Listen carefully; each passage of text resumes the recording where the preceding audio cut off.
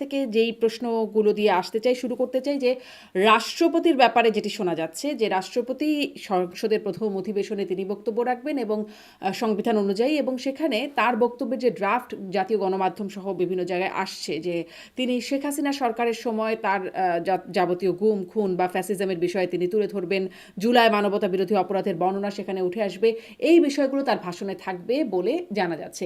এটি আসলে আপনারা কিভাবে নিচ্ছেন, মানে যে শেখ হাসিনার সময় বস্তুত শেখ হাসিনার দ্বারাই নিয়োগকৃত রাষ্ট্রপতি, তিনি এখন এই ধরনের কথা বলবেন বলে ড্রাফট হিসেবে আমরা জানতে পারছি, গণমাধ্যমে আসছে। তো আমি যে কথা আপনাকে ধন্যবাদ।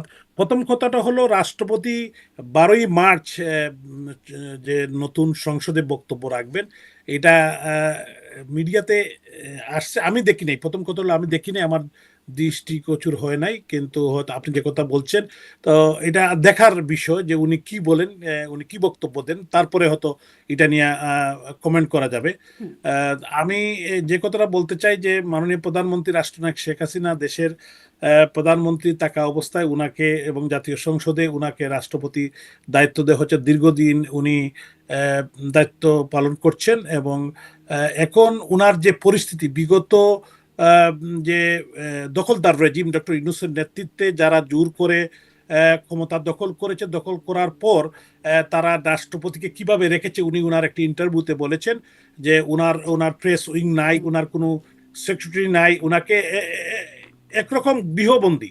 একরকম নাই, উনি যেটা বলেছেন, যদিও আমার সাথে উনার ব্যক্তিগত কোনো কানেক্টিভিটি নাই, তারপরেও যেভাবে মিডিয়ার মাধ্যমে আমরা জেনেছি যে উনি গৃহবন্দীর মতো উনাকে রাখা হয়েছে। এবং এই যে যিনি এই ইন্টারিম গভর্নমেন্টের প্রধান ছিলেন ডক্টর মোহাম্মদ ইউনূস, যিনি এই ধ্বংসের জন্য দায়ী, দেশের গণতন্ত্র, দেশের সার্বভৌমত্বকে বিক্রি এবং বিশেষ করে ইকোনমি ধ্বংস এবং দেশের প্রত্যেকটি অর্গানকে ধ্বংস করার জন্য, বিশেষ করে ধানমন্ডির 32 নম্বর জাতির পিতার যে ঐতিহাসিক বাড়ি জ্বালিয়ে দেওয়া এবং পরিবেশ নষ্ট, তার একজন উপদেষ্টা রেজওয়ানা হাসান, যিনি পরিবেশ মন্ত্রণালয়ের দায়িত্ব ছিলেন, সিলেটের 5,000 কোটি টাকা আর পাথর উনার নেতৃত্বেই লুট হয়েছে, এটা আপনারা দেখেছেন। এবং এটার জন্য সিলেটবাসীর পক্ষ থেকে আমি সিলেটের নির্বাচিত মেয়র হিসাবে আমরা প্রস্তুতি নিচ্ছি মামলা করার জন্য। তো এবং পরিবেশের বিভিন্ন জায়গায় হুম। না, আপনি যে ধানমন্ডি অভিযোগগুলো তুলছেন সেগুলো আরো অনেক হয়তো আপনি করতে পারবেন। মামলা করার প্রস্তুতির কথা বলছেন, আগের মামলারও কি হলো সেই বিষয়ে আপনার কাছে পরে আসবো, কিন্তু আমি রাষ্ট্রপতি ইস্যুটা ঠিক আছে, শেষ করি আপনার বলেন। মন্তব্য জেনে যে তাহলে আপনি এটি যেহেতু শোনেন নাই, এই বিষয়ে আপনি এখন মন্তব্য করবেন না। 12ই মার্চ তার না, অধিবেশন। আমি না জেনে আচ্ছা। বিষয়টা 12 তারিখ উনার বক্তব্যের পরেই আমি হয়তো 13 তারিখ আপনার সাথে আরেকটি প্রোগ্রাম করে এই বক্তব্য দিতে জি, পারি, তখন ঠিক আমার আছে। এটুকু কমেন্টটা তো শুনেছেন, সময়। এটুকু তো শুনেছেন জনাব আনোয়ারুজ্জামান চৌধুরী তার যে সাক্ষাৎকারে তিনি বলছেন যে তাকে রাখলে তিনি রাষ্ট্রপতি হিসেবে থাকতে আগ্রহী। এটি আসলে আপনারা কিভাবে দেখছেন? না হয় এই সময় আপনি বলছেন দখলদার সহ যে শব্দগুলো ব্যবহার করলেন, মানে ডক্টর ইউনূসের সেই অন্তর্বর্তী সরকার যেখানে তিনি একরকম গৃহবন্দী ছিলেন, তার সাক্ষাৎকারে উঠে এসেছে, কিন্তু এখন তিনি বলছেন তাকে রাখলে তিনি সামনে থাকতে চান। এটিকে আপনারা কিভাবে দেখছেন? না, বিষয়টা এটা উনার উনি উনার তো টেনিয়র 5 বছর, হ্যাঁ। উনি উনার বোধহয় আরো 2 বছর আছে। তো বিষয়টা হলো যে উনি, এটা উনার একান্ত ব্যক্তিগত বিষয় যে উনি উনি উনি কি করবেন এটা তো উনার বিষয়, তো আমরা বলতে পারি না বা আমরা ডিকটেটও করতে পারি না। তো এখন ও দেখার পালা, উনাকে রাখে কিনা, আবার উনি থাকতে চান কিনা, এটাও বা থাকলে চাইলেও উনাকে রাখবে কিনা, এটা দেখার বিষয়। এবং আমি মনে করি 12 তারিখের পরেই অনেক কিছু খুলাসা হবে, তখন আমরা এগুলা কমেন্ট করতে পারবো আর কি। মানে রাখবেন কিনা থাকবেন কিনা এগুলো হয়তো দেখার বিষয়, কিন্তু হ্যাঁ, আপনাদের অবস্থান কি? মানে আপনারা কি চান রাষ্ট্রপতি তিনি তার টেনিউর ফুলফিল করুক, নাকি তিনি আসলে? দেখেন, আমি একটা কথা বলি যে একটি নির্বাচিত সরকার, মাননীয় প্রধানমন্ত্রী শেখ হাসিনার নেতৃত্বে একটি নির্বাচিত সরকারকে বেসিক্যালি একটি জঙ্গি হামলার মধ্যে দিয়ে 2024 সালের 5ই আগস্টে তারা হটিয়েছিল।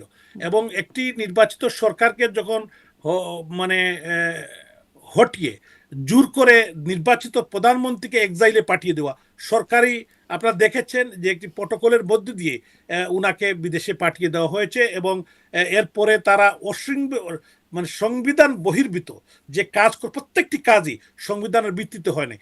আগামী দিনে আমি মনে করি এটা রাষ্ট্রদ্রোহী মামলা হবে ডক্টর ইউনূস এই সংবিধান লঙ্ঘন এবং অবৈধভাবে ক্ষমতা দখলের জন্য। আপনি জানেন যে ক্ষমতা দখলের জন্য আহ, আহ, আহ, মানে যে জাজমেন্ট বা বিচার হবে, সেই বিচারটা হবে ক্যাপিটাল পানিশমেন্ট, যে জোর করে ক্ষমতা দখল। ডক্টর ইউনূস কিন্তু জোর করে ক্ষমতা দখল করার জন্য এবং একটি নির্বাচিত সরকারকে, নির্বাচিত প্রধানমন্ত্রীকে মানে জোর করে সরানোর জন্যই আগামী দিনে তার বিচার হবে বলে এটা দেশবাসী মনে করে, আমরাও মনে করি। জি, ডক্টর ইউনূসের বিচারের কথা বলছেন, আর রাষ্ট্রপতির কি হবে? মানে রাষ্ট্রপতিও তো তাহলে সেই হিসেবে সংবিধান লঙ্ঘন করেছেন। তিনি যদি তাকে কেউ, শপথ আমি একটা পড়িয়েছেন, কথা পরিষ্কার করতে এখনো চাই, তিনি সামনে থাকতে চান। জি জি শারমিন চৌধুরী, আমি একটা বলতে চাই যে সংবিধান কেউ লঙ্ঘন যদি করে, এটা রাষ্ট্রপতি হোক আর প্রধানমন্ত্রী হোক আর ইন্টারিম গভর্নমেন্টের প্রধান হোক আর স্বরাষ্ট্রমন্ত্রী হোক বা বর্তমান সরকারের যারা আছেন, তারাও যদি সংবিধান লঙ্ঘন যদি করে, তার অবশ্যই বিচার হবে। সংবিধান লঙ্ঘন হলে তো বিচার হবে। এটার পানিশমেন্ট তো ক্যাপিটাল পানিশমেন্ট। জি, এটা আমাদের, আমরা সংবিধান মানে যদি মানি, রাষ্ট্রপতি কি সংবিধান লঙ্ঘন করেছেন নাকি করেন নাই? রাষ্ট্রপতি যদি সংবিধান, টাইম উলছে, এটা সময়ই বলে দিবে, সামনে সামনেই বলে দিবে। এখনো পর্যন্ত সময় বলছে না, মানে সেই সরকারকে, যেই সরকারকে আপনারা অবৈধ দখলদার বলছেন, তাদেরকে শপথ পড়িয়েছেন এবং তখন না হয় অবরুদ্ধ অবস্থায় ছিলেন, গৃহবন্দী, নানান কিছু ছিলেন, এখনো তিনি সেগুলো বলছেন, কিন্তু এখনো তিনি থাকতে চাইছেন, সেটিকে যে না, তিনি। আমি আমি জি, আমি শারমিন চৌধুরী, আমি কিন্তু ক্লিয়ারলি বলছি যে আপনি কথাটা বলছেন, যদি উনি লঙ্ঘন করে থাকেন অ্যাকর্ডিং টু কনস্টিটিউশন, উনি লঙ্ঘন করে থাকেন, তো অবশ্যই তার বিচার হবে এবং বিচার হওয়া তো সমীচীন। আমি বলতে আইনের ঊর্ধ্বে কেউ না। যেমন ডক্টর ইউনূসের নেতৃত্বে, ডক্টর ইউনূস কিন্তু 2024 সালের 5ই আগস্টে দেশে আসার আগেই নির্দেশ দিয়েছিলেন, প্যারিসে বসেই নির্দেশ দিল যে এই যে বেকওয়াম, যে 3 দিন যে সময়, এই 3 দিন উনি দেশে কেন আসেন নাই, এই মেডিকুলাস ডিজাইন মাস্টার প্ল্যানের সাথে উনি জড়িত ছিল। এটা তো আপনি যেহেতু এখন স্টেটে আছেন, ইউনাইটেড স্টেটে, আপনি দেখেছেন যে উনি সেখানে যে ক্লিন্টন ফাউন্ডেশনে মাহফুজুল আলম সহ এই সমন্বয়কদের উনি পরিচয় করিয়ে দিয়ে বলেছিলেন দে আর দি মাস্টার প্ল্যানার, যে এরা কিন্তু মেডিকুলাসলি ডিজাইন মাস্টার প্ল্যান করে এই সরকারকে হটিয়েছে একটি জঙ্গি হামলার মাধ্যমে। উনি যদিও জঙ্গি হামলা বলেন না, এটা দেশবাসী বা আমরা সবাই কিন্তু যারা মুক্ত চিন্তার মানুষ, তারা মনে করে যে 5ই আগস্টে 2024 সালে একটি জঙ্গি হামলা হয়েছে, একটি নির্বাচিত সরকারকে হটিয়েছে, এটার জন্যই তাদের বিচার হবে। এবং সেখানে বসে কিন্তু বঙ্গবন্ধুর 2 কন্যা, নির্বাচিত প্রধানমন্ত্রী রাষ্ট্রনায়ক শেখ হাসিনা, বঙ্গবন্ধুর কনিষ্ঠ কন্যা সদ্য শেখ রেহানা আপাও এখানে ছিলেন। ওনাদেরকে হত্যার জন্য নির্দেশনা দেওয়া হয়েছিল এবং লিটারেলি কিন্তু তারা হত্যাই করত। কিন্তু যেহেতু সেখানে আইন শৃঙ্খলা, সেখানে এসএসএফ বা সেখানে যারা দায়িত্বশীল, তারাই কিন্তু এটাকে এবং মোটামুটি একটি সেভ করেছিল তৎকালীন সময়। তো এই পরবর্তী কি ঘটেছে এটা তো আপনারা সবাই জানেন, এবং পরবর্তী সময় তারা জোর করে ওনাকে দেশের বাইরে নিয়ে গিয়েছে এবং এর পরবর্তী ঘটনাগুলো সবই জানেন। তো আমি বলতে চাই যে জিনিসটা, এখানে অনেক বিষয় আছে এখনো হাইড, অনেক বিষয় সামনে খুলাসা হবে, কি ঘটেছিল, কি হয়েছে, দেশবাসী কি মনে করে, এবং আগে যে ঘটনার জন্য যারা মাননীয় প্রধানমন্ত্রীকে বা আওয়ামী লীগকে বা সরকারকে দায়ী করেছিল, যে আবু সাইদ, মুগ্ধ, আরো যাদেরকে হত্যা করেছিল, এই যে মেডিকুলাস ডিজাইন করে সরকার হটানোর জন্য এবং সরকারকে বেকায়দায় পালানোর জন্য, শেখ হাসিনার উপর ব্লেম দেওয়ার জন্য, এদেরকে তারা হত্যা করেছিল স্নাইপার দিয়ে, এবং স্নাইপার ট্রেন পিপুল তারা বিভিন্ন জায়গা থেকে হায়ার করে এনে যে সরকারকে বেকায়দায় পালানোর জন্য, সরকারকে মানুষের কাছে অগ্রহণযোগ্য করার জন্য, এবং সরকারকে যে মানুষের কাছে, বিশেষ এগুলো করে আপনারা অভিযোগ আমাদের, করছেন, কিন্তু এই প্রমাণগুলো আপনাদের কাছে কোথায়? মানে না এই এখন তো প্রমাণগুলো প্রমাণ কোথায়? তো, আপনারা আন্তর্জাতিক আদালতে ইয়েস, আপনি একটা মামলাও করেছেন, তারপরে কি আমি হয়েছে? সেই না মামলাটা না, কি হতো? এই মামলাটা এখনো ইনকোয়ারি চলছে। আপনারা জানেন যে এগুলার অনেক সময় লাগে এবং তারা কিন্তু ইনকোয়ারি করে একটা পর্যায়ে, আমি মনে করি যে আগামী দিনে সবই পরিষ্কার হবে। জি, অনেকটা কিন্তু মানুষের কাছে খুলাসা হয়েছে, জি, কি ঘটেছিল, কি ঘটেছে, আগামী দিনে কি ঘটবে, সবই কিন্তু, এবং একটি রাষ্ট্রকে কিভাবে মানে একটা শান্তিপ্রিয় একটি মনে করেন আমরা একটি নির্বাচিত সরকার এবং দেশের একটি কঠিন পরিস্থিতির মধ্যে তারা কিন্তু এই রাষ্ট্রটাকে ধ্বংস করে দিয়েছে। জি। এবং আপনি বিশেষ যেমন করে, যেহেতু অভিযোগের কথাগুলো বলছেন, এখনো পর্যন্ত প্রমাণ হয়ে যাবে বা আপনি বলছেন প্রমাণ খোলাসা হবে, এখনো যেহেতু হয় নাই, মানে আপনি যেমন তড়িৎ গতিতে অভিযোগগুলো করছেন, ঠিক এরকমই তড়িৎ গতিতে এনসিপি, জামাত এখন বা রাষ্ট্র ক্ষমতায় যারা আছেন বিএনপি, তারাও তড়িৎ গতিতে আপনাদেরকে এরকম অভিযোগ করেন। অভিযোগের জায়গাটাকে তুলে রেখে আমি আসলে এই না প্রশ্নটা আপনার কাছে, আমি অভিযোগের শারমিন, জায়গাটা তুলে রেখে এই প্রশ্নটা করছিলাম যে যদি ডক্টর ইউনূসকে আপনি রাষ্ট্রদ্রোহী বলেন, বিচার হবে, তাহলে কি রাষ্ট্রপতিরও হবে কিনা? না, আমি একটা কথা বলি আপনাকে, যে প্রথমে কিন্তু আমরা অভিযোগ খণ্ডন করতে পারি নাই, যে মানুষকে তারা ভুল বুঝিয়েছিল। মানুষ কিন্তু অনেক, আমাদের মা বোন বা আমাদের তরুণ সমাজ, ছাত্র সমাজ, তারা বলেছিল যে সরকার এটার জন্য দায়ী। কিন্তু পরবর্তীতে কিন্তু এই এই যে যারা জুলাই যোদ্ধা বা যারা এই আন্দোলনের সাথে জড়িত ছিল, যারা এই যে আপনার ছাত্ররা এই আন্দোলনের সাথে সম্পৃক্ত ছিল, তারাই কিন্তু এক একজন কিন্তু বলছে যে কি হয়েছিল, কিভাবে ঘটেছিল। এবং আপনি দেখেছেন হাসিবুর রহমান করে একটি ছেলে, সে নিজেই কিন্তু বলেছে যে আমরাই তো আপনার টেলিভিশনে দিয়ে দিয়েছি, আগুন দিয়েছি, আমরা কিন্তু মেট্রো রেল জ্বালিয়েছি। কেন? আন্দোলনকে বেগবান করার জন্য। বিএনপির এক নেতা মিস্টার বাচ্চু, সিরাজগঞ্জ জেলা বিএনপির সেক্রেটারি, উনি কিন্তু বলেছে যে 16 জন পুলিশ হত্যার মধ্যে দিয়ে আমরাই তো শুরু করেছি এটা, আমরাই সিরাজগঞ্জ থেকে। উনি কিন্তু দম্ভ করে বলেছিল। এরকম জামাত ইসলামের, ইসলামী ছাত্র শিবির বা এনসিবির যারা নেতারা, তারা কিন্তু প্রকাশ্যে বলেছে যে আমরা, আপনি দেখেছেন যে যাকে এই সরকার, বর্তমান সরকারের যিনি যোগাযোগ মন্ত্রী মিস্টার শেখ হাবিবুর রহমান, শেখ হাবিবুল আলম, যিনি 32 নম্বরের নেতৃত্ব দেওয়ার কারণে পুরস্কৃত হয়েছে, 3টা মন্ত্রণালয় তাকে দেওয়া হয়েছে, যে 32 নম্বর জ্বালিয়ে দেওয়া, এবং আপনার ইসরাক হোসেন, সাদেক হোসেন খোকার ছেলে, উনিও পুরস্কৃত হয়েছেন, উনি বেকুটা পাঠিয়েছিলেন যেখানে মুক্তিযোদ্ধা প্রতিবন্ধী দেওয়া হয়েছে। এরা তো প্রকাশ্যেই, এটা কিন্তু দেশবাসীর কাছে পরিষ্কার হয়েছে। আমরা যে অভিযোগ করছি শারমিন, এই চৌধুরী, এটা কিন্তু ঠিক না। এখন এটা প্রমাণ করার বিষয়।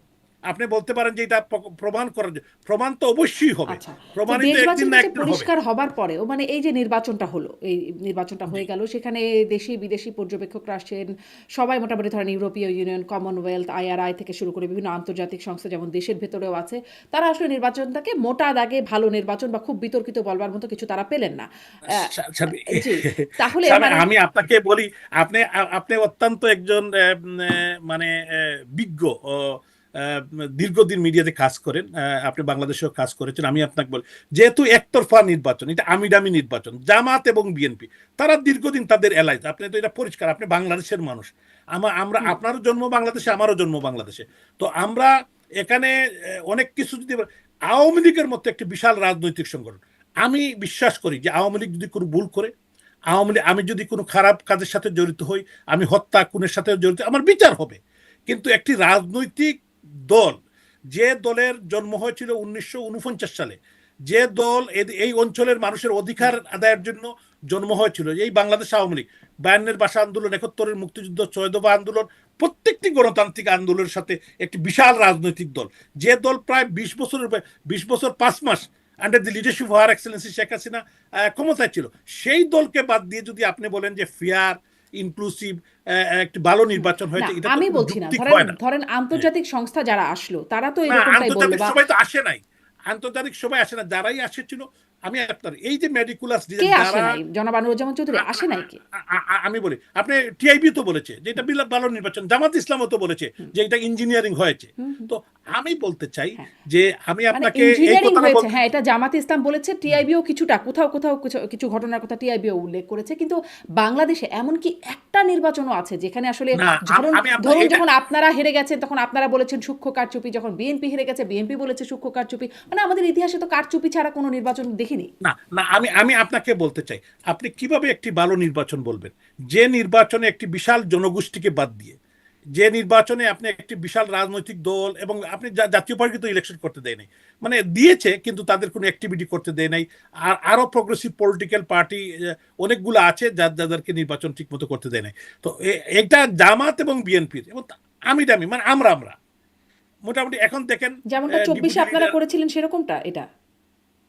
26-এ আমরা করেছি, কিন্তু আমরা কাউকে বাদ দিইনি শারমিন চৌধুরী, আমরা কিন্তু সবাইকে ওয়েলকাম করেছি, তারা আসেন নাই। যেমন জাতীয় পার্টি আওয়ামী লীগ আসছে যদি কিন্তু নির্বাচন, করতে পারে নাই আপনার ভাষায়। না, আওয়ামী লীগকে তারা বাদ দিয়েছে, তা আওয়ামী লীগকে তারা যেতে দেয় নাই নির্বাচন, আমরা কিন্তু যেতে চেয়েছিলাম, আমরা কিন্তু নির্বাচন করতে চেয়েছিলাম, কিন্তু আমরা তাদেরকে ওয়েলকাম করেছি, তারা নির্বাচনে অংশগ্রহণ করে নেয়, এটাই হলো ডিফারেন্স। 18-তে তারা এখন একবার শিক্ষা পেয়েছে যে অংশগ্রহণ করে কি হয়, সেটা তো 18-তে দেখেছে, আবার কেন এটা এটা এটা ন্যাড়া এটা আপনি কয়বার বলতে বেলতলায় পারেন, যাবে? জি, এইটা না, বুঝছি, কিন্তু আমি এটা বুঝেছি, কিন্তু আপনি যে কথা বলেছেন, কিন্তু আমার কথাটা হলো আওয়ামী লীগ বা আওয়ামী লীগ সরকার বা প্রধানমন্ত্রী শেখ হাসিনা কিন্তু কাউকে নির্বাচন থেকে বাইরে রেখে নির্বাচন করতে চায় না, নির্বাচনে ওয়েলকাম করা হয়েছে নির্বাচনে, তারা পার্টিসিপেট করেন নাই। এবং তারা কোন কারণে করেন নাই, কি কারণে করেন নাই, এটা তারাই বলতে পারেন। কিন্তু আওয়ামী লীগকে তারা তো বাদ দিয়ে বলেছেন, তাই এবারে না? যে তারা তো বলেছেন তাদের অভিজ্ঞতা 18-তে আচ্ছা, যা হয়েছে ফলে তারা যান না। আমি একটা কথা বলি, আমি আসলাম আপনার কথা যে সত্যি আমরা হয়তো আওয়ামী লীগের সময় তারা নির্বাচনে অংশগ্রহণ করেন নাই আওয়ামী লীগের কারণে, আমি মানলাম। তা আমি যে ভুলটা করেছি এটাকে আপনি করবেন, আপনি কি আবার করবেন? না, এটা কি তার মানে গণতন্ত্রের তারা কি জন্য, আপনারা দেশের এটা স্বার্থে? এটা কি বলেছেন যে আপনারা ভুলটা করেছেন? এটা কি আপনারা না, স্বীকার করেছেন কোনো আমি ফোরামে? না, শুনেন, আমি আমি পার্টলি, আমি যে একবারে বলবো না, পার্টলি বলতেছি যে আপনার কথাটাই আমি যদি সত্য ধরেই নেই, বা অন্যান্য যারা কথা বলছেন তাদের কথা সত্য ধরেই আমি বলতে চাই যে আমি যে ভুল করেছি এটাকে আপনি করবেন। তা আপনি যদি করেন তাহলে আর আমাদের তো একটি লজিক আছে এখানে, আমি আপনারা বলতে চাই যে আমরা কিন্তু নির্বাচনে তাদেরকে আসার জন্য বাধা দিই নাই, নির্বাচনে ওয়েলকাম করা হচ্ছে, নির্বাচনে তারা আসেন নাই। তো আমি ধরলাম আপনি বলছেন যে তাদেরকে বিভিন্নভাবে তারা সাপ্রেস হয়েছে। তো এইটা নির্বাচন হয়তো কোনো কোনো জায়গায় বা কিছু কিছু বিষয়ে হয়তো বলতে পারেন যে নির্বাচন এখানে কিছু কিছু সমস্যা ছিল বিভিন্ন জায়গায়, কিন্তু আমি বলবো না যে কাউকে বাদ দিয়ে সবাইকে কিন্তু পার্টিসিপেট করার ওয়েলকামিং ছিল, কিন্তু তারা বিএনপি বা জামাত তারা পার্টিসিপেট করেন নাই। এখন এইবারের যে নির্বাচন, যেটা না, আওয়ামী জামাতের লীগের তো মধ্যে নিবন্ধনই স্থগিত ছিল। জামাত তো আসলে দাঁড়িপাল্লা মার্কায় নির্বাচন করতেই পারে নাই। এটা তো আপনারা আওয়ামী তো, লীগ করে নাই, হ্যাঁ। শারমিন চৌধুরী, এটা হাইকোর্ট করেছিল, কোর্ট করেছিল। এইভাবে এইবার যেভাবে তারা ডক্টর ইউনুস যে আপনার নির্বাহী আদেশে, প্রধানমন্ত্রী তো করেন নাই, ডক্টর ইউনুস যেভাবে করেছে এবার তো করে কোর্টের মাধ্যমে, কোর্ট আবার তাদেরকে দিয়ে দিয়েছে। তো এইটা তো কোর্ট যদি কোনো সিদ্ধান্ত নেয়, এটা তো একটু দল বা আওয়ামী লীগ বা সরকারে যারা আছেন তার তো কিছু করার নেই। কোর্ট তো তার নিজস্ব গতিতে চলে। কোর্ট তো কিন্তু এই মানে কোর্টই সুপ্রিম কিন্তু কোর্ট, এই হাইকোর্ট। সরকারকে মানে সংবিধানের 106 অনুচ্ছেদের অনুসারে বলেছে যে এই সরকার শপথ নিতে পারে, বা সেটা কিন্তু এই কোর্টই বলেছে। সেটাকে আবার আপনারা চ্যালেঞ্জ করে না, ফেললেন। কোর্টে কোথায় বলেছে? সুপ্রিম কোর্টের চিফ জাস্টিস তো উনি, এবং জি। এপিলেট ডিভিশনে এরা তো কন্টেনমেন্টে ছিলেন, তারা তো জানেনই না। এখন এটাই তো প্রমাণ, এখন এদেরকে বলতে হবে যে এরা কি সাইন করেছিলেন, তারা কি তারা আবার ওপিনিয়ন অস্বীকারও দিয়েছিলেন। করেন নাই যে আমরা করি নাই, না, এটা অস্বীকার ওপিনিয়ন করেন নাই। ওপিনিয়ন এটা ঠিক, তখন তারা আসলে তিনি তারা ক্যান্টনমেন্টে তারা যদি, ছিলেন। না, তারা যদি কন্টেনমেন্টে ছিলেন তারা কোথার থেকে সাইন করলেন, কিভাবে করলেন, কিভাবে ওপিনিয়ন দিলেন? এগুলা নিয়ে অনেক গাপলা আছে, সামনে এগুলো পরিষ্কার হবে শারমিন চৌধুরী, আপনি দেখবেন এবং দেশবাসীও দেখবেন। তবে ইনশাল্লাহ আমার একটা বিশ্বাসের জায়গা যে এদেশের মানুষ, মুক্তিকামী মানুষ, বা এই স্বাধীনতায় যারা বিশ্বাস করে, বা এদেশের গণতন্ত্রে যারা বিশ্বাস করে, এদেশের মানুষ অতীতেও কিন্তু এটা বারবার প্রমাণ দিয়েছে। এবং আমি বিশ্বাস করি আগামী দিনে যে যে বঙ্গবন্ধুর কন্যা শেখ হাসিনা, আপনি দেখেন যে যারা 1971 সালে মহান মুক্তিযুদ্ধে আমাদের বিরুদ্ধে ছিল, যে সুপার পাওয়াররা, তারা কিন্তু পরবর্তী সময় 1975 সালে জাতির পিতাকে হত্যার সাথে তারা আংশিক জড়িত ছিল, বা তারা পিছন থেকে কলকাঠি নেড়েছে। এবারও এই সরকারকে হটানোর জন্য শেখ হাসিনাকে রাষ্ট্র ক্ষমতা থেকে সরানো কেন?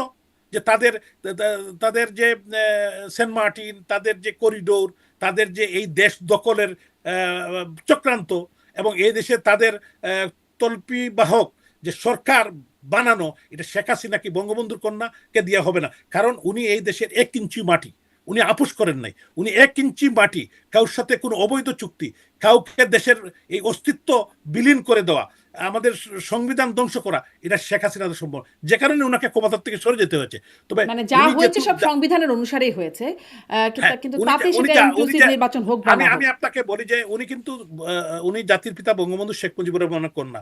বঙ্গবন্ধুকে কিন্তু পাকিস্তানিরা ধরে নিয়ে গিয়েছিল পাকিস্তানে, এবং উনাকে কিন্তু ফাঁসির রায় দিয়েছিল। উনাকে কিন্তু কবর করে সেখানে দেখিয়েছিল যে উনাকে কিভাবে ফাঁসি দিবে এবং কিভাবে কবর দিবে। উনি কিন্তু বলেছিল যে আমার বাংলার মানুষের কাছে আমার লাশটা পাঠিয়ে দিও।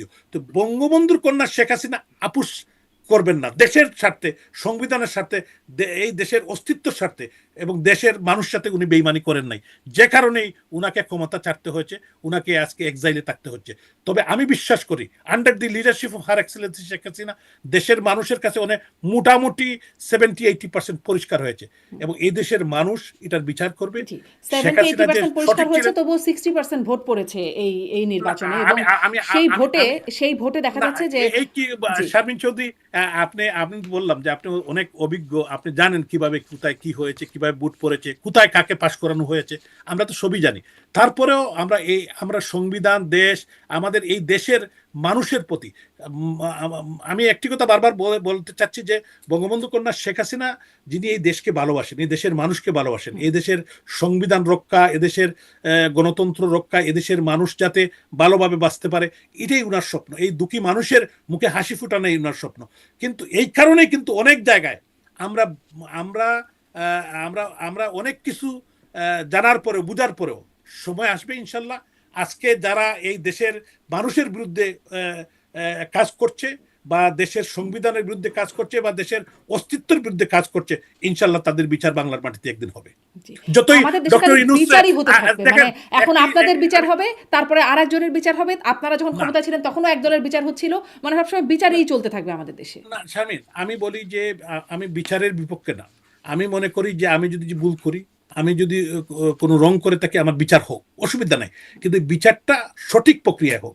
এই ডক্টর ইউনূস নিজেই কিন্তু 1 বছর উনার এসএসএফ দিয়ে গেছেন, উনাকে একজন দেশের বিশিষ্ট নাগরিক হিসাবে, এসএসএফ বিবিআইপি হিসাবে। তো বিবিআই উনি উনার মতো, সরি টু সে দ্যাট, উনি একজন বয়োজ্যেষ্ঠ মানুষ, উনার মতো একটু নির্লজ্জ মানুষ, উনার মতো একজন নির্লজ্জ মানুষ যে নিজে সিগনেচার করে যে নিজেকে বিবিআইপি বানিয়েছেন, এবং এই দেশের মানুষের, এই গরিবের টাকা দিয়ে হাজার হাজার কোটি টাকা উনি বিদেশে পাচার করেছেন। এবং উনি শুধু না, উনার যে একটা চক্র, উনার যে রেজিম, যে উনার যে যাদেরকে নিয়ে আপনি পার্টি করছেন, এখন বিভিন্ন জায়গায় দেখি উনি কি আপনার বারবাইকিউ পার্টি করেন, যে ওনার যে এনজিও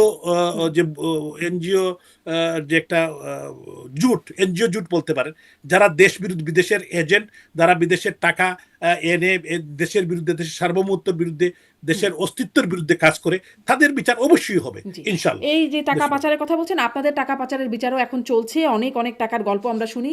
ঠিক আছে, আমরা যদি টাকা পাচার করতে, বিচার হোক শারমিন, এটা তো অসুবিধা নাই। আমি যদি টাকা পাচার করে থাকি, আমাকে প্রুফ করুক, বিচার করুক, অসুবিধা তো নাই। এগুলা তো মিডিয়ার মধ্যে, মিডিয়াকে কন্ট্রোল করে, টেলিভিশন জোর করে দখল করে, আপনার কতজন, 150 জনের উপর তো সাংবাদিক আপনার মতো জেলের মধ্যে আছে। এইটা তো কোনো গণতন্ত্র না। সবকিছু খোলা করে দোক, ওপেন করে দোক, মিডিয়াকে ওপেন করে দোক, দেশের মানুষের কথা বলার রাইট। এই যে সরকার, মানে আপনাদের সময় সেটা হয় নাই, ডক্টর ইউনূসের সময় আপনি বলছেন নির্লজ্জ অবস্থায় তিনি কাজ করেছেন, এই যে সরকার আসলো, এই সরকারের সময় কি হবে এরকম আপনি আশা করতে পারেন? এখন দেখার পালা। আমরা আশা করি এরা ভালো করবে, আমরা চাই, আমরা আশা করি, আমি এই দেশের একজন জনগণ হিসাবে। কিন্তু প্রথমে শুরুতেই তো অনেক কিছু গলত। আমি গতকালকে দেখলাম সালাউদ্দিন আহমদ, যিনি স্বরাষ্ট্রমন্ত্রী হয়েছেন, উনি প্রথম বললেন যে পুলিশকে এবং একটা প্রেগনেন্ট উইমেন, একজন বোনকে সিরাজগঞ্জে হত্যা করেছে। এই বোনটি বলেছিল যে আমি অন্তঃসত্ত্বা, আমাকে মেরো না। এই বাচ্চা সহ, এই পেটের বাচ্চা সহ যারা খুন করেছে, হত্যা করেছে, প্রায় প্রায় 24 জনকে হত্যা করেছিল সেখানে, এই সিরাজগঞ্জেই। এইরকম জ্বালিয়ে পুলিশ হত্যা যারা করেছে, দেশের ল অ্যান্ড অর্ডার সিচুয়েশন, যারা দেশের একটি স্টেক হোল্ডার, যারা ল অ্যান্ড অর্ডার সিচুয়েশন দেখে মানুষের সুরক্ষা দেয়, দেশের মানুষ যাতে রাত্রে ঘুমাতে পারে ঠিক মতো, সেই পুলিশকে যখন হত্যা করলে আপনি বলবেন যে বিচার হবে না। আমি বলবো যে বিষয়টা হলো, তারা প্রপার বিচার করতে পারে। তারা বলতে পারে যে যারা দোষী তাদের বিচার করবে। এইটা যদি না করে, যে ডক্টর ইউনূসকে খুশি করার জন্য বা খুনিদেরকে খুশি করার জন্য, এই এনসিপির পোলাপান যারা হত্যাকারী, খুনি, তাদেরকে খুশি করার জন্য যদি বলে, এটা খুব সুখকর না। এটা প্রথমেই গলদ। কিন্তু এটা কিন্তু দেখে দেশবাসী আমরা কেউ খুশি হতে পারলাম না। আমি মনে করি যে এটা তাদের শুরুতেই গলদ, এবং এইটা যদি তারা করে, তো অবশ্যই ভবিষ্যতে কিন্তু শুধু এই দিন নয়, আরো দিন আছে, এই দিন নিয়ে যাবে সেই দিনের কাছে। আমি মনে করি প্রত্যেকটি অন্যায়ের বিচার হবে। যে অন্যায় যদি আমিও করি, আমারও বিচার হোক, অসুবিধা নেই। আমি কিন্তু বলতে চাই, আমি কিন্তু বলি নাই যে আমারও বিচার হবে না, আমারও বিচার হোক, কিন্তু প্রপারলি। আমি যদি কোনো অন্যায় করে থাকি, প্রপার ইনভেস্টিগেশন, আমাকে যাতে আমি আত্মপক্ষ সমর্থন করতে পারি, মব জাস্টিসের শিকার না হই। এখন হাইকোর্টের জাস্টিসও, এখন তো ধরেন মব জাস্টিস, যেরকম ডক্টর ইউনূস সরকারের সময় যেরকম আসলেই যে মব জাস্টিস দেশে বিদেশে আলোচনা হচ্ছিল, মব ভায়োলেন্স, আসলে মব জাস্টিস শব্দটা না বলি মব ভায়োলেন্স ছিল, সেটি তো এখন সেই অবস্থায় নাই। তাহলে আপনারা কি এখন দেশে ফিরে আপনাদের মামলা মোকদ্দমাগুলো ফেস করবেন? গত পরশুদিন একজন এক্স মেম্বার অফ পার্লামেন্ট নারায়ণগঞ্জে একটি বিয়ের অনুষ্ঠানে গিয়েছিলেন আওয়ামী লীগের একজন সাবেক সংসদ সদস্য, উনাকে উনাকে হেনস্থা করা হয়েছে এবং পুলিশে তারা দিয়েছে। তো এরকম ঘটনা যে ঘটে না এটা আমি বলবো না। এখন বিষয়টা হলো, এখন মানুষ তো মানুষ মানুষের না বিশ্বাস, এই সরকারকে প্রমাণ করতে হবে। এই বর্তমান যারা ক্ষমতা আছেন, যেভাবেও আছেন না কেন, তাদেরকে প্রমাণ করতে হবে যে এই যে মব ভায়োলেন্স বা যে মানুষ হত্যা, আপনি কত মায়ের কুল খালি হয়েছে, কত মানুষ, আপনি 280 জন গাজী টাওয়ারে আগুন লাগিয়ে পুড়িয়ে দিয়েছে, এগুলো কি বিচার হবে না? অবশ্যই বিচার হতে হবে। আজ হোক কাল হোক বিচার হতে হবে। আপনি দেখেন, আমি বলতে চাই, আপনি একজন জার্নালিস্ট, 150 জনের উপর জার্নালিস্ট তো আপনার হাজার হাজার তো চাকরি হারিয়েছেন, টেলিভিশনগুলোর দখল এখনো জোর করে। এখন আমি যদি দেখি বর্তমান যিনি প্রধানমন্ত্রী, উনি ভালো ভালো কথা বলছেন, ঠিক আছে, কিন্তু উনার আশপাশের লোক যখন আমরা দেখি যে জোর করে টেলিভিশন দখল করছে, তো কি বুঝবেন আপনি? কি আশা করতে পারেন আপনি? আপনি যদি বলেন তার মানে কথা এবং আপনারা কাজের বিষয়। প্রথমে একটুখানি আসার কথা বললেন, তারপরে আবার এই মানে এই বিষয়গুলোতে আপনারা আস্থা পাচ্ছেন না। তার মানে কি এই সময় আপনারা ফিরবেন বা মামলা মোকদ্দমাগুলো ফেস করবেন, আমরা তো সেটি অবশ্যই আপনাদের ফিরবো। প্ল্যানে নাই? শুনেন, আমরা গুটি কয়েক লোক, হাজার খানেক লোক দেশের বাইরে আছে। আওয়ামী লীগের লক্ষ লক্ষ কোটি কোটি সমর্থক, নেতা, কর্মী, 150 জনের মতো এমপি তো জেলে আছে, আমাদের সিনিয়র নেতৃবৃন্দ জেলে আছেন। আমাদের তো প্রায় আমার মনে হয় 24 জনকে জেলের মধ্যে পয়জন দিয়ে হত্যা করেছে ডক্টর ইউনূস রেজিম। এটার জন্য, এই হত্যাকাণ্ডের জন্য এবং জেল হত্যা, 1975 সালের 3রা নভেম্বর যে জাতীয় 4 নেতাকে জেলের মধ্যে তৎকালীন যে খুনিরা হত্যা করেছিল, আপনারা জানেন, এটা পরিষ্কার। এবার কিন্তু প্রায় 24 জনকে হত্যা করেছে পয়জন দিয়ে বিভিন্ন জেলে। তো এইটা তো পৃথিবীর ইতিহাসে এরকম আপনাদের কাছে নিকৃষ্ট। কোনো প্রমাণ আছে পয়জন দিয়ে হত্যা করেছে? হ্যাঁ, এগুলো তো অবশ্যই, এটা তো পরিষ্কার।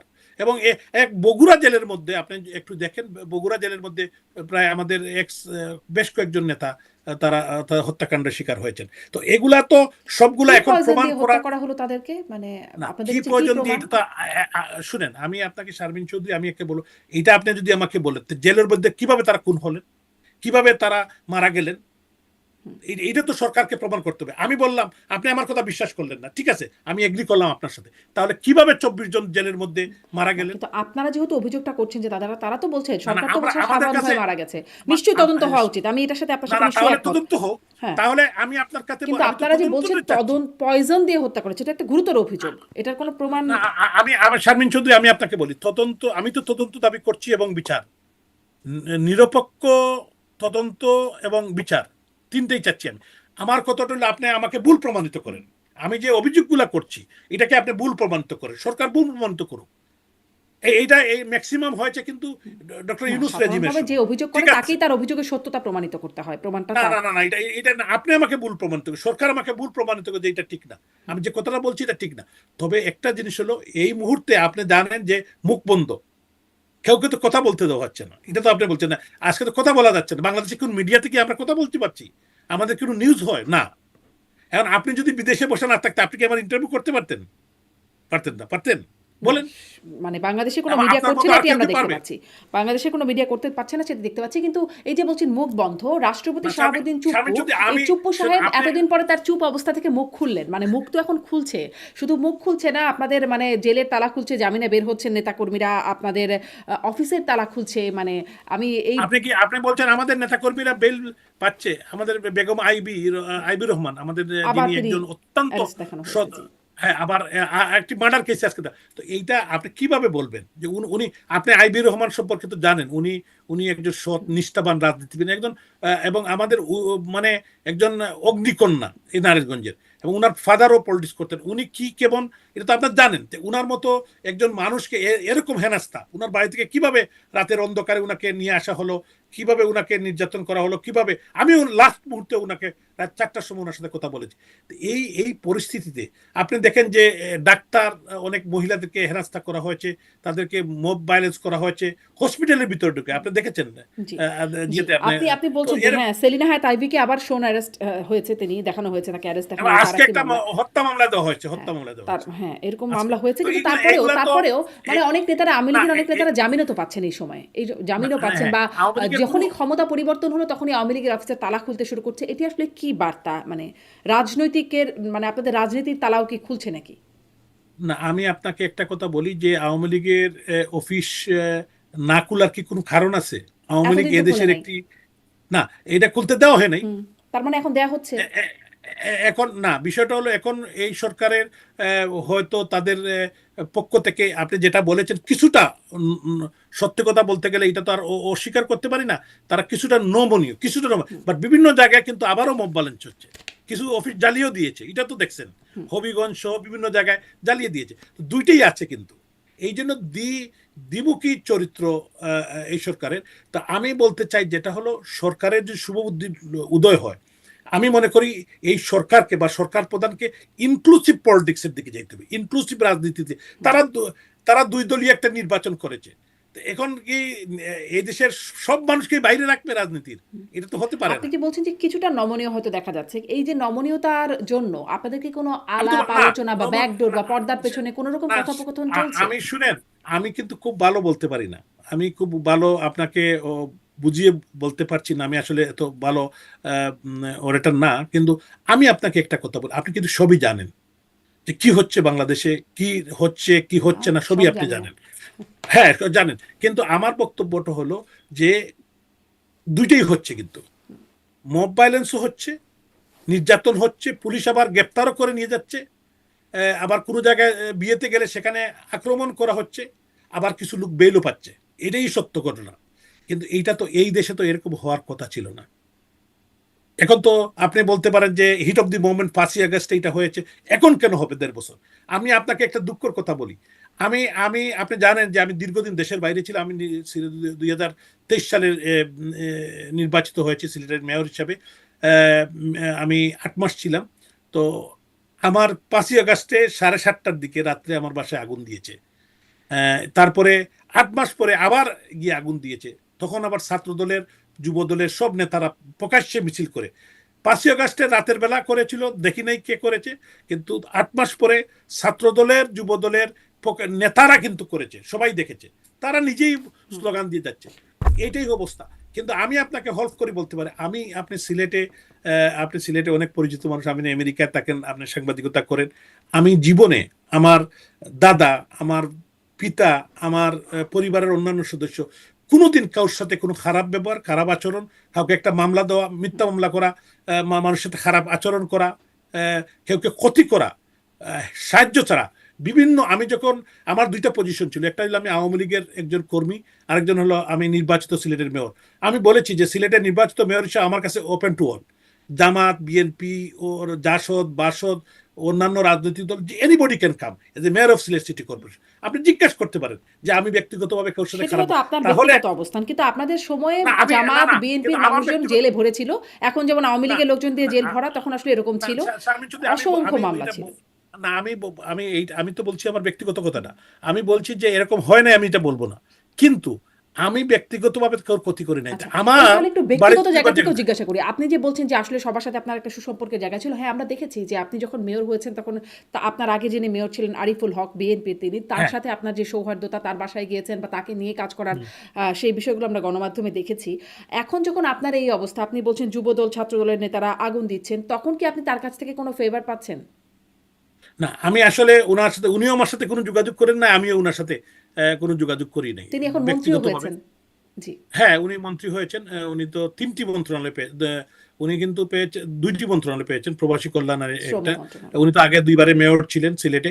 তো আমি বলতে চাই যেটা আমাদের সিলেটের একটি হৃদ্যতাপূর্ণ পরিবেশ ছিল রাজনীতিতে, আমাদের অতীতে যারা আমাদের জাতীয় নেতৃবৃন্দ আছেন সবাই সাথে, এবং স্থানীয়ভাবেও কিন্তু এত বৈরী পরিবেশ ছিল না।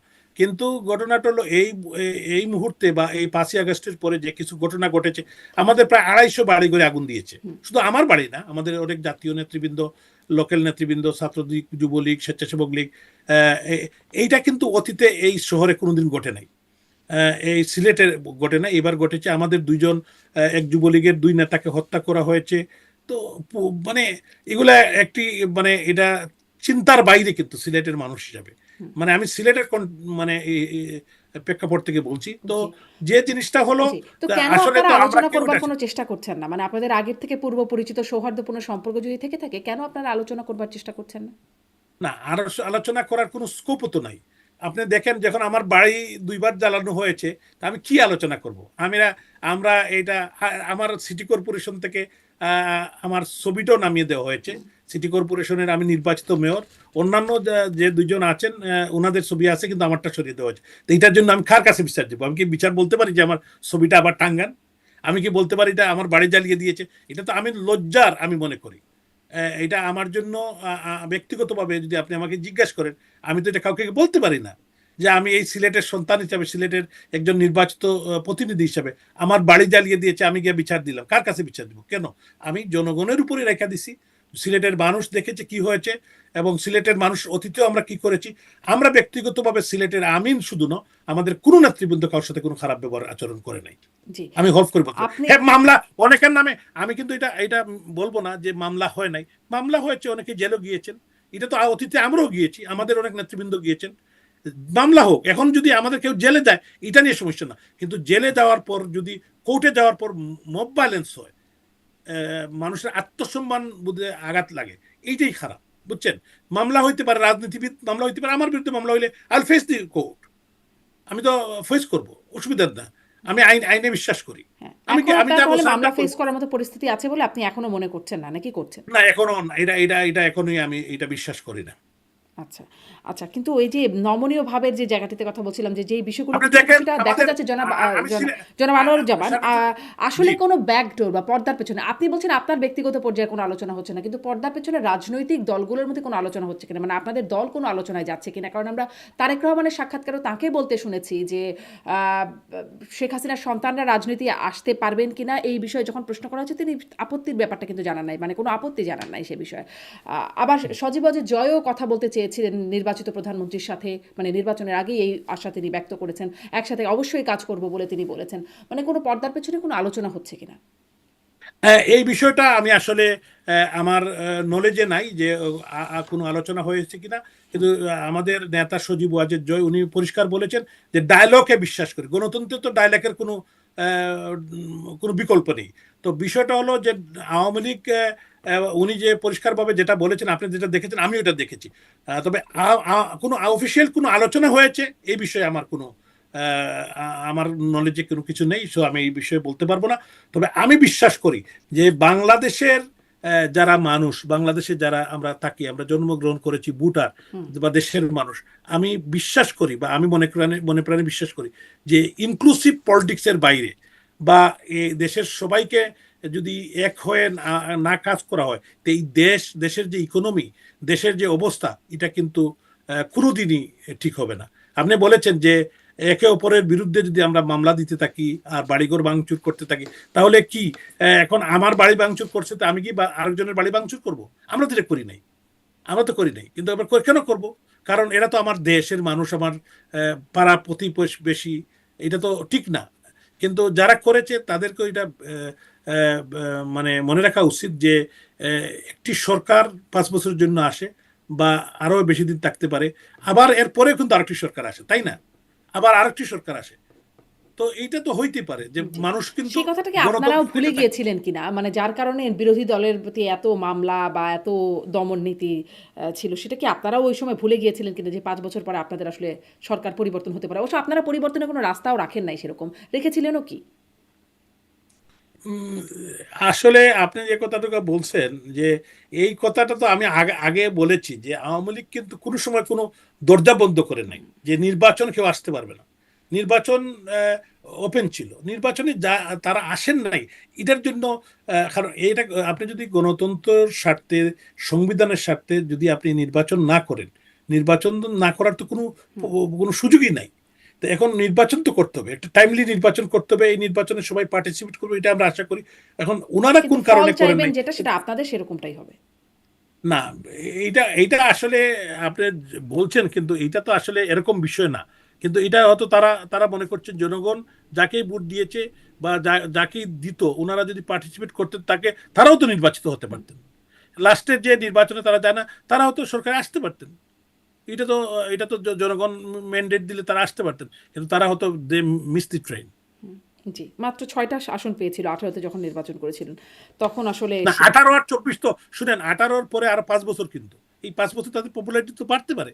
সরকারের আপনার আমাদের পপুলারিটি কমতে পারে, জি, তখন তো এই যে পাস ব্যাখ্যাটা করতে হয়তো পারে। আপনারা জনগণের কাছে দিয়ে স্পষ্ট হতে কখনো পারবেন কিনা যে 18 নির্বাচনে কি হলো, কেন 24 নির্বাচনে আবার আমি দামি নির্বাচন, আবার 26 নির্বাচন হলো, সেখানে আপনারা বাদ হয়ে গেলেন, সেটি আসলে কার কৃতকর্মের কারণে, সেটি হয়তো আপনারা কখনো স্পষ্ট করবেন। কিন্তু ওই যে আপনি বলছিলেন না যে গণমাধ্যমে তো এখন আর আওয়ামী লীগের কেউ নাই, সংসদেও নাই, নির্বাচনেও থাকার সুযোগ হয় নাই আপনাদের, মানে এখন কোনো তেমন কর্মসূচিও দেখা যাচ্ছে না। আপনারা যে নো ভোট ক্যাম্পেইন চালিয়েছিলেন সেটিরও যে খুব প্রভাব পড়েছে সেটিও না, মানে 60% মতো ভোট না পড়ে কেন, গেছে। আপনার শুনেন, আপনার কত পার্সেন্ট মানুষ বুটে গিয়েছে, তাহলে এইটাই কি আপনাকে আবার প্রমাণিত করতে হবে, আবার পিছনে যেতে হবে? এই নির্বাচনে কিন্তু খুব বেশি লোকজন বুটে যায় নাই, এই বুট দেখানো হয়েছে, এই বুটে যায় নাই, এটা তো ইঞ্জিনিয়ারিং হয়েছে, এটা তো বলতেই হবে। সো এটা নিয়ে এখন আলোচনা করবে, যেহেতু নির্বাচনই প্রথমে সঠিক হয় নাই, এই নির্বাচনে যেহেতু আওয়ামী লীগকে বাদ দিয়ে নির্বাচন করা হয়েছে, প্রথমেই তো গলত। এই নির্বাচন তো ইনক্লুসিভ, প্রপার গণতান্ত্রিক, ডেমোক্রেটিক, তারপরে আপনার সবাইকে নিয়ে একটি ইনক্লুসিভ ইলেকশন, এটা তো বলতে পারবেন না। প্রথম কথা হলো, আপনি যদি একটি বিশাল রাজনৈতিক দল আওয়ামী লীগকে বাদ দেন, তাহলে এটা প্রপার নির্বাচন কিভাবে হয়? আপনি বলেন, আপনার কি আমি না, প্রশ্ন রাখলাম। ইনক্লুসিভ কিভাবে হয় সেটি তো একটা প্রশ্ন থাকেই, কিভাবে আসলে হুম। আওয়ামী লীগের মতো একটা দল বাদ দিয়ে নির্বাচন ইনক্লুসিভ হয়। কিন্তু আমরা দেখলাম যে আন্তর্জাতিক সংস্থাগুলো তারা তাদের ইনক্লুসিভ নির্বাচনের সংজ্ঞাটাই বদলে দিল। আগে এটি আসলে বলতো যে সব দলকে নির্বাচনে অংশগ্রহণ করতে হবে, এখন সংজ্ঞাই বদলে গেল যে জনগণ অংশগ্রহণ করলে বা প্রত্যেক শ্রেণী পেশার মানুষ অংশগ্রহণ করতে পারলে সেটি ইনক্লুসিভ নির্বাচন। আপনাদের আন্তর্জাতিক তৎপরতারও আসলে কি হাল সেটিও একটু না, জানতে আমি চাই। আমি শারমিন চৌধুরী, আন্তর্জাতিক বলতে আপনি কারা কারা বলছে কে? তো এটার সাথে যারা ইউরোপীয় জড়িত ইউনিয়ন ছিল, বলছি, ইউরোপীয় আচ্ছা, ইউনিয়ন, এরার জাতিসংঘ। সাথে এদের সাথে যারা জড়িত ছিল, যারা এই সরকারকে, নির্বাচিত সরকারকে ক্ষমতাচ্যুত করেছে, দেশীয় ষড়যন্ত্র করে দ্বারা, তারাই এটা বলেছে। সো এইটা এইটা আর বলার অপেক্ষা রাখে না। সো এগুলা নিয়ে বেশি আলোচনা করার প্রয়োজন নেই। কারণ হলো যে তারা তারা বলগার টু নিজেই তো বলেছেন, যে উনি বলেছেন যে উনি কিন্তু আমি আমি সেনাবাহিনী প্রধানকে ফোন দিয়ে বলেছি যে সরকারকে সাপোর্ট না করার জন্য। তো এটা সবই এখন আস্তে আস্তে সবই ক্লিয়ার হচ্ছে, আগামী দিনে আরো আপনারা ক্লিয়ার হবেন, দেশবাসী ক্লিয়ার হবে, জি, বিশ্ববাসী ক্লিয়ার হবে। জি। উই হ্যাভ অনেক টু ওয়েট। হ্যাঁ, আসলে তাহলে আপনারা ওয়েট অ্যান্ড সি এই পলিসিতেই আপনারা ইয়া, এখনো অবশ্যই আছেন। অবশ্যই দেশবাসী কিন্তু বুঝুক। এই ওয়েট অ্যান্ড সি এর মধ্যে কি আপনারা তো নিশ্চয়ই কিছু না কিছু করছেন? মানে বিভিন্ন সময় শেখ হাসিনার সাথে বিভিন্ন জনের বৈঠক হচ্ছে বলে আমরা জানতে পারছি। কিন্তু কি হচ্ছে বৈঠকে সেটা আবার জানতে পারছি না। মানে আপনাদের কি কোনো তৎপরতা যেটা আসলে যারা ক্ষমতাসীন আছেন এখন বা দেশে যারা রাজনীতি করছেন তারা বলেন ষড়যন্ত্র। সবসময় এটা বলা হয় ষড়যন্ত্র টার্মটা। আপনারা আসলে এরকম কি করছেন যেটাকে তারা ষড়যন্ত্র বলছেন? শুনেন, আমরা আমরা একটি গণতান্ত্রিক সংগঠন। আওয়ামী লীগ, বাংলাদেশ আওয়ামী লীগ এদেশের অভ্যুদয়ের সাথে বাংলাদেশ, এই অঞ্চলের মানুষের অধিকার আদায়ের জন্য আওয়ামী লীগের জন্ম হয়েছিল। আওয়ামী লীগ এই দেশে মানুষের আত্মার সাথে সম্পর্কিত একটি রাজনৈতিক সংগঠন।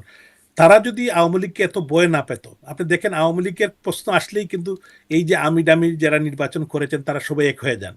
তো কেন তারা এত ভয় পায় কেন? তা আওয়ামী লীগ ফেসিস্ট, শেখ হাসিনা ফেসিস্ট, আওয়ামী লীগের প্রত্যেক নেতারা ফেসিস্ট, আওয়ামী লীগের কোনো সাপোর্ট নাই, আওয়ামী লীগের 5% সমর্থন নাই, আওয়ামী লীগ এই দেশের মানুষের সাথে সম্পর্ক নাই। তাহলে কেন আপনি আওয়ামী লীগকে নির্বাচন থেকে বাইরে রাখলেন? কেন? এইটার প্রশ্ন উত্তর দেন। আওয়ামী লীগকে নিয়ে এখন একটি মধ্যবর্তী নির্বাচন দেন, তারা তো আওয়ামী লীগকে উত্তর ইনক্লুড দেয় করে যে দেন। তাদের যে মানবতা বিরোধী অপরাধ আছে সেই অপরাধের বিচার হবার আগ পর্যন্ত তাদের। মানবতা বিরোধী অপরাধ তো তারাই করেছে, তারাই তো মানুষ হত্যা করেছে। এই উনি ডক্টর ইউনূসের নেতৃত্বে এই যে কেয়ারটেকার গভর্নমেন্ট, এই যে পোলাপাইন, এনসিপির পোলাপাইন, তারাই তো মানুষ খুন করেছে, ছাত্র খুন করেছে আওয়ামী লীগকে বেকায়দা ফেলানোর এই জন্য, পোলাপাইনরাই কিন্তু সরকারকে এখন বেকায়দা ফেলানোর সংসদে জন্য। আছে। আপনারা এখান থেকে কি বার্তা নিচ্ছেন? না, এই জন্য এই পোলাপাইন আছে কিছুদিন, তারা লাপাক না, দেশবাসীও দেখুক তাদের চরিত্র।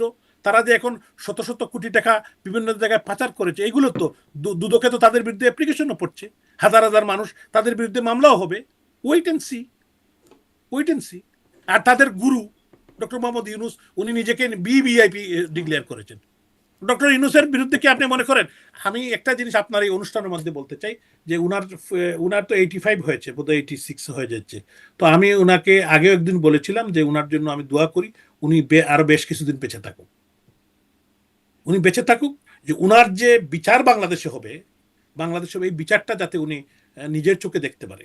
আল্লাহ তালা উনাকে বাঁচিয়ে রাখুক। আমি আজকেও বললাম, আজকে রমজানের সময়, যে উনাকে বাঁচিয়ে রাখো, উনার উনার নিজ চোখে উনার বিচারটা দেখতে হবে। মানে মরণোত্তর বিচার তো উনি দেখতে পারবেন না, উনি বেঁচে থাকতেই এই দেশ ধ্বংসের জন্য, দেশের কনস্টিটিউশন ধ্বংসের জন্য, জি, এই দেশের ইকোনমিকে ধ্বংস বিচারটা তো আপনারা করার জন্য, করবেন, দেশ কিভাবে বিক্রির আপনারা জন্য। দেশের রাজনীতিতে না, ফিরবেন আমরা বলবেন। শুনেন, আমরা করব না। এই দেশের কনস্টিটিউশন, এই দেশের আইন, এদেশের ডক্টর ইউনূস যে আপনার রাষ্ট্রদ্রোহী কাজ করেছেন, এই রাষ্ট্রদ্রোহী মামলায় তার ক্যাপিটাল পানিশমেন্ট হবে। Wait and see. সেটা তো এই সরকারের আমলে হবে না, হবে? Time will say wait. এই জন্য তো বলতেছি wait, we have to wait. একটু সময় দিতে হবে তো। আচ্ছা, সেই সময়টা কেমন সময়, এটুকু কি ধারণা পেতে পারি যে আপনাদের কাছে না, কেমন এখন সময়? বিষয়টা হলো আমি তো বলছি যে আপনি একটু অপেক্ষা করেন, দেখেন। ওকে, অনেক একটু অপেক্ষা করুন। অনেক ধন্যবাদ জনাব আনোয়ারুজ্জামান চৌধুরী। তাহলে ওয়েট আপনাকে অ্যান্ড সি অসংখ্য এর মধ্যে ধন্যবাদ। সবকিছু রয়ে যাচ্ছে, আসলে ওয়েট না, করি, না, না, দেখি দেখি আপনাদের দেখি। আসলে ওয়েটের মধ্যে কি আছে, ওয়েট অ্যান্ড সি পলিসি এখন ইনশাল্লাহ, আওয়ামী লীগের ইনশাল্লাহ। পলিসি। আচ্ছা, আপনি আপনি অনেক চেঞ্জ দেখতে পাচ্ছেন না? 2024-এর 5ই আগস্টের পরে মনে করা হয়েছিল যে আমরা এই পৃথিবীর মানচিত্রেই নাই। এখন কি আপনার চোখে চেঞ্জ মনে হচ্ছে না? কোথায় কোথায় আওয়ামী লীগ আসলে নাই। চেঞ্জ হলো? মানে আওয়ামী লীগ গণমাধ্যমে নাই, সংসদে নাই, রাজপথে দেখা গণমাধ্যমে যাচ্ছে তো না। দেওয়া হচ্ছে না। হ্যাঁ হ্যাঁ ভয়, হ্যাঁ, আতঙ্ক। একদম। হ্যাঁ, আওয়ামী লীগ আতঙ্ক। আওয়ামী লীগ দেখলেই তো এবং তাহলে আওয়ামী আপনারা লীগকে আপনি কোথায় আছেন, মানে কাজটা কোথায় করছেন? আমরা এদেশের মানুষের আত্মার হৃদয়ের মধ্যে আছি। এদেশের মানুষের বুকের মধ্যে আছি আওয়ামী লীগ। বুঝছেন? আওয়ামী লীগের এদেশের প্রত্যেকটি মা বোনদের মনের মধ্যে আছে। আওয়ামী লীগ আমাদের বৃদ্ধ মা বাবা চাচা এবং বৃদ্ধ মানুষ, যারা খেটে খাওয়া মানুষ, তারা কিন্তু এখনো নামাজ পড়ে শেখ হাসিনার জন্য তারা দোয়া করেন তরুণদের আল্লাহর মধ্য কাছে। থেকে কি সরে গেছেন, মানে বৃদ্ধদের মধ্যে আছেন, তরুণদের না, মধ্য থেকে কি সরে গেছে আওয়ামী লীগ? আপনি তরুণদের শুনেন, একটি গোষ্ঠী তো সবসময় তো আপনার তরুণদের, আমি এখনো বিশ্বাস করি লার্জ নাম্বার অফ তরুণ বাংলাদেশের, তারা কিছু সংখ্যক তারা ভুল বুঝে তারা হয়তো এই 5ই আগস্টে তারা যোগদান করেছিল। এখন দেখছেন না এনসিপির পোলাওয়ান ডাকলে কয়টা লোক হয়? কিন্তু আপনি পানির মতো পরিষ্কার। দেখেন, ওয়েট, আর একটু সময় দেন, আর একটু সময় দেন। জি, অনেক ধন্যবাদ জনাব আনোয়ারুজ্জামান চৌধুরী। আর একটু আপনাকে সময়ে অসংখ্য কি হয় ধন্যবাদ। সেটি নিশ্চয়ই আমরা দেখবো এবং পরে আপনার সাথে কথা হবে। আপনাকে অসংখ্য ধন্যবাদ। অনেক আপনাকে ধন্যবাদ, অসংখ্য দর্শক ধন্যবাদ এতক্ষণ যুক্ত আপনাকে থাকার অসংখ্য জন্য। জি, থ্যাংক ইউ আপনার।